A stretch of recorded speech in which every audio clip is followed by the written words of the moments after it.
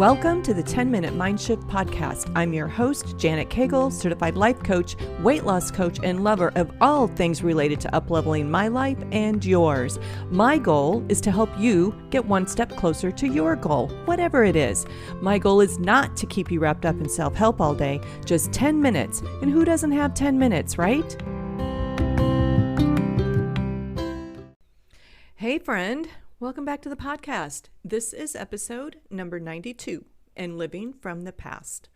My past never feels far away.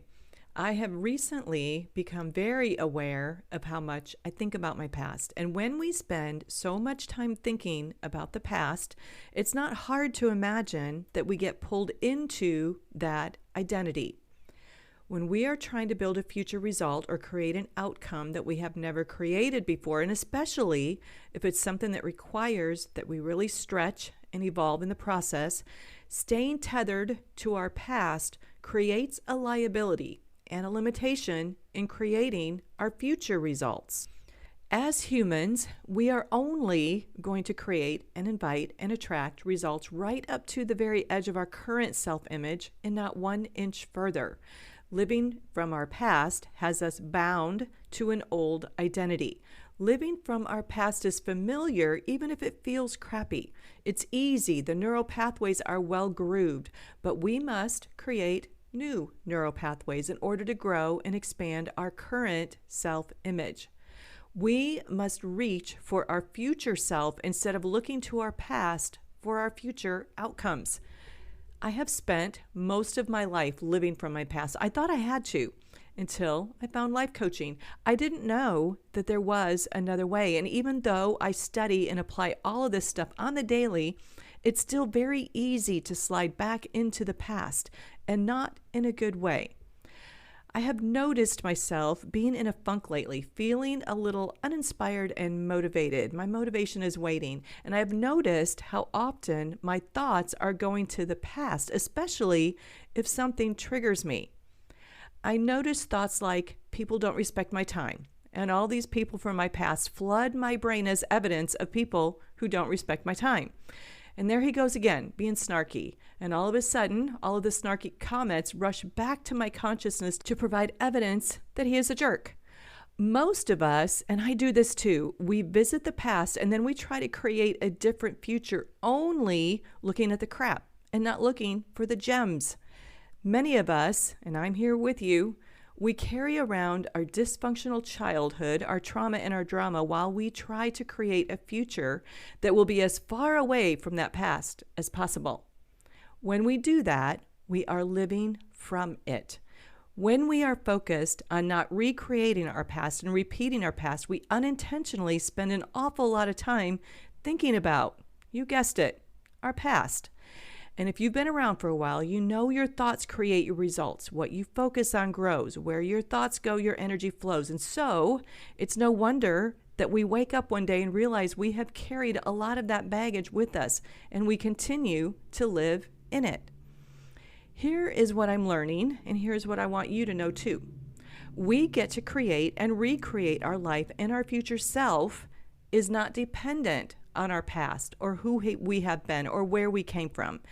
That idea has created so much freedom for me to really think about my future self as independent of my past self, my past identity.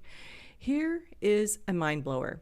You are eventually going to be your past self. Tomorrow, who you are right now will be your past self. Now, we can keep going back to the trenches of the mistakes we feel like we've made. We can dig up all the dirt we have on ourselves, or we can right now move forward in a way that sets our tomorrow self up for success. Do you see how that works? Here is what I have learned. To create a new self, I must break up with parts of my old self, the parts that don't serve me, the parts that have me tethered to my past.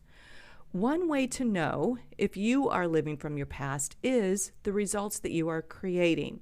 Are you always getting the same results in your life?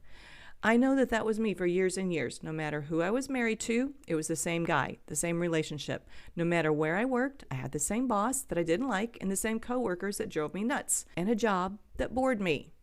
Here is the thing about living from your past. You recycle the same thoughts over and over and over again, and they create these neuro super highways in your brain. And eventually, those thoughts become the reality of your life. So, if you've been getting the same results in your life for a while and you feel like you're just repeating the same year over and over again, this is your awareness opportunity.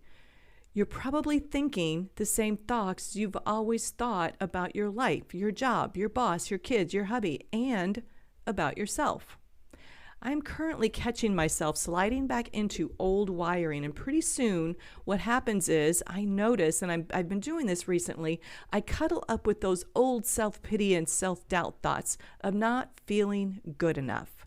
Now, we don't have to ignore the past and act like it didn't exist, but we don't have to be the victim to it either, and for sure, we don't have to live from it.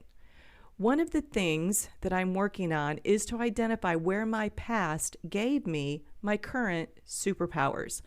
I love the idea that we get to decide who we are today, regardless of who we were yesterday. We are fortunate and blessed to be humans and have that ability. We get to start every day in the next minute, the next second, with a thought that will have us living a totally different experience. We get to decide today how we want to live today and what we want to create for ourselves in this day, instead of just repeating the same cycle of thinking and feeling and acting like we're on a treadmill of life.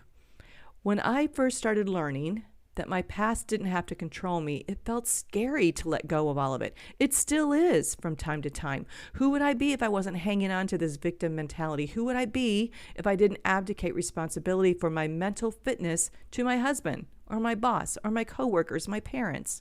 Who am I if I don't hold a grudge for something that was said? Who am I if I let go of anger and just let people be who they're gonna be? Who am I if I execute healthy boundaries instead of living like a doormat?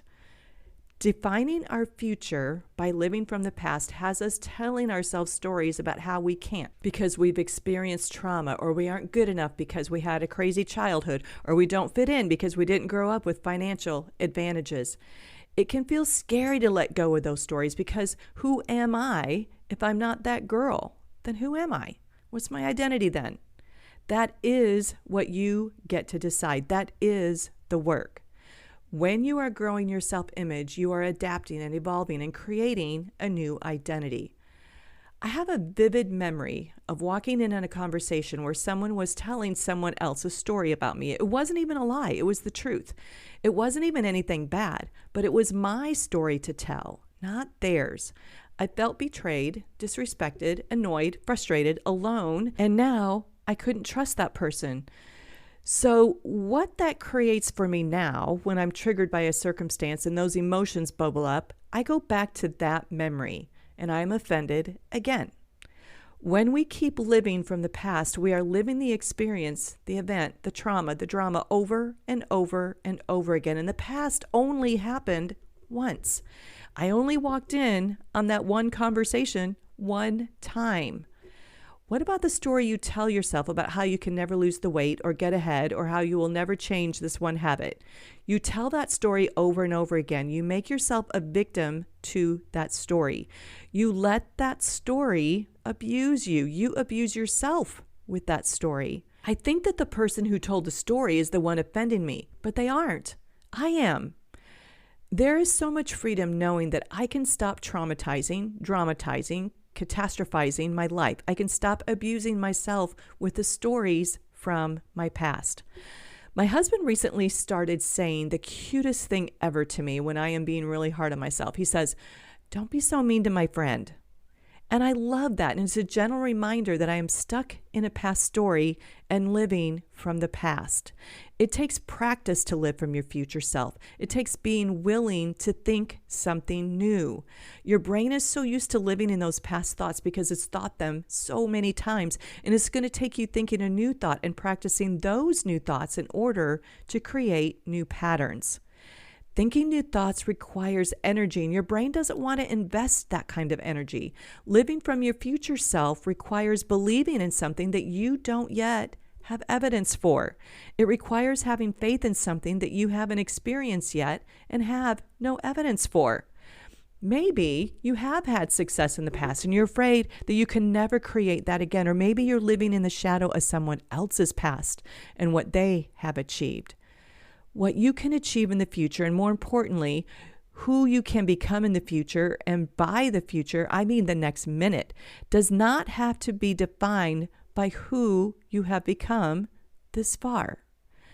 Start looking to the future. Have faith in the person that you can become, that you want to become, and you will be amazed at your life. You'll wake up one day and you think, how is this even my life? How did I manage to create this in my marriage? How did I create this type of relationship with my kids? How did I manage to create this healthy body? How did I manage to create this in my career? It's possible, but you have to stop thinking the thoughts that you've always thought. You have to decide what you want to think about you and your future so you can create what you want to become. Pay attention today and in the next few days how you talk about yourself and your life. Try to become an observer of yourself and figure out how many times you reference the past. How many times do you define yourself by the past? How many times do you decide what you're capable of based on the past? All right, my friends, this is what I have for you this week. And now go have the best day ever.